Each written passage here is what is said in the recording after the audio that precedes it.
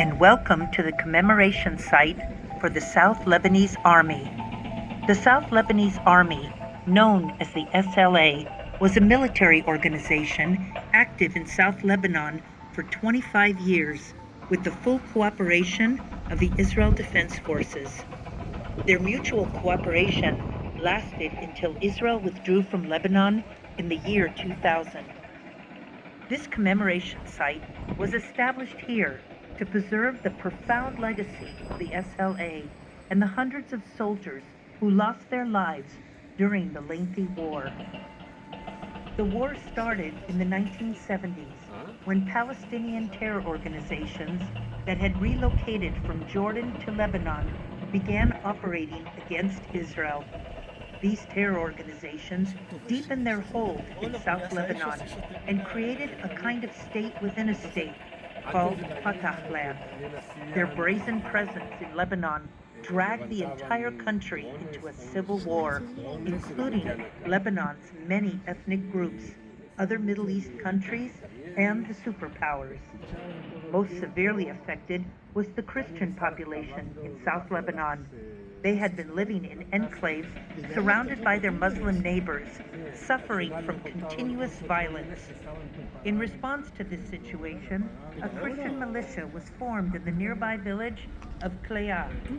This young and inexperienced group of soldiers led heroic battles against the Lebanese Arab army, protecting their Christian citizens from harm.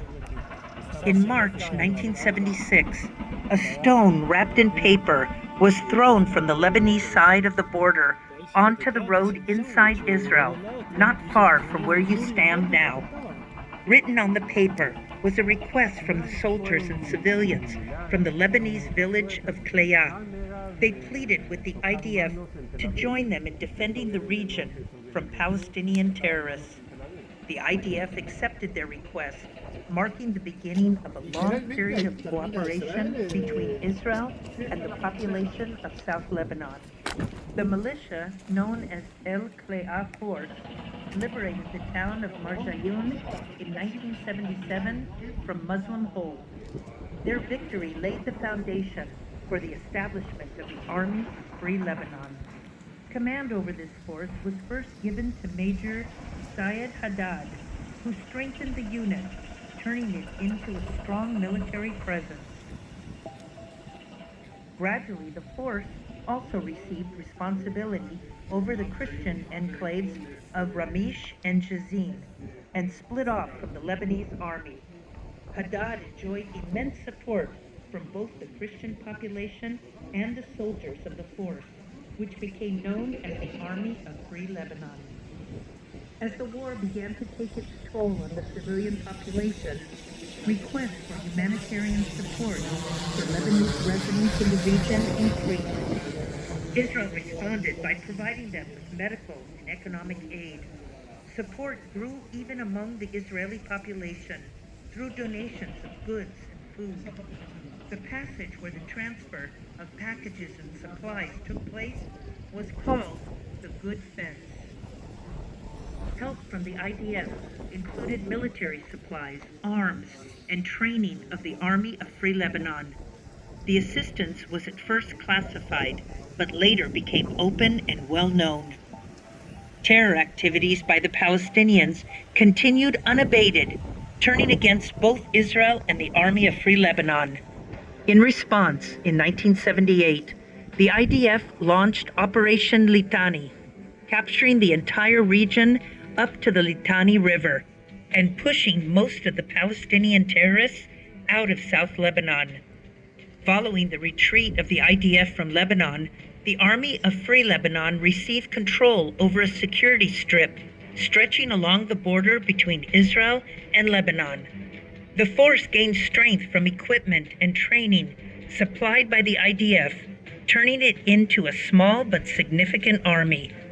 But hostilities did not stop as the Palestinian terror groups increased their actions, including firing rockets into Israel.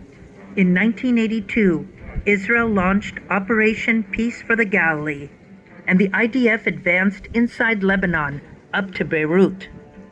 The Palestinian terrorists were chased out of the country, and in a gradual process, the IDF retreated from the territories it occupied. In 1985, the Israeli army redeployed within a security strip along the border with Lebanon. The threat from the Palestinian terror organizations and the Lebanese Arab army decreased, but gradually an even more contentious enemy arose: the Hezbollah. A year earlier, Major Syed Haddad had died, and his position as the commander of the Free Lebanon Army was given to General Antoine Lahad. Lahad, who was a general in the Lebanese army, changed the name of the Free Lebanon Army to the South Lebanese Army, or the SLA. The SLA operated as a brigade that included some 2,500 soldiers. It had infantry units, tanks, artillery, intelligence, and administration. The commanders were Lebanese officers. The IDF, through its Lebanon Liaison Unit, trained and assisted the SLA with full cooperation and coordination between the two forces.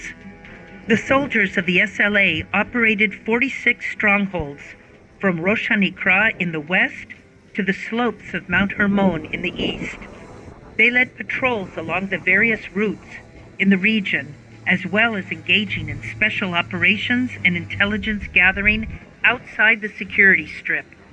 The force originally consisted of Christians, but later was joined by Druze and Shiite Muslims from the villages in the region. During the entire time that the IDF remained in South Lebanon, the policy of the good fence continued. Each day, thousands of Lebanese crossed the border into Israel through the nearby Fatwa gate, enabling them to work, receive medical treatment, and for business purposes. The years passed with Hezbollah gaining more power and hostilities escalated. Casualties increased, with a total of 660 SLA soldiers losing their lives, with many more injured and dozens remaining disabled. In May of 2000, after 18 long years in Lebanon, the IDF withdrew from Lebanon. Over 6,000 SLA soldiers, along with their families, also left, choosing to rebuild their lives in Israel. This commemoration site stands as testimony that we will always remember with pride and pain the fallen soldiers of the South Lebanese Army who fell in the line of duty, defending their families, their homes, and the entire region. Thank you for your attention.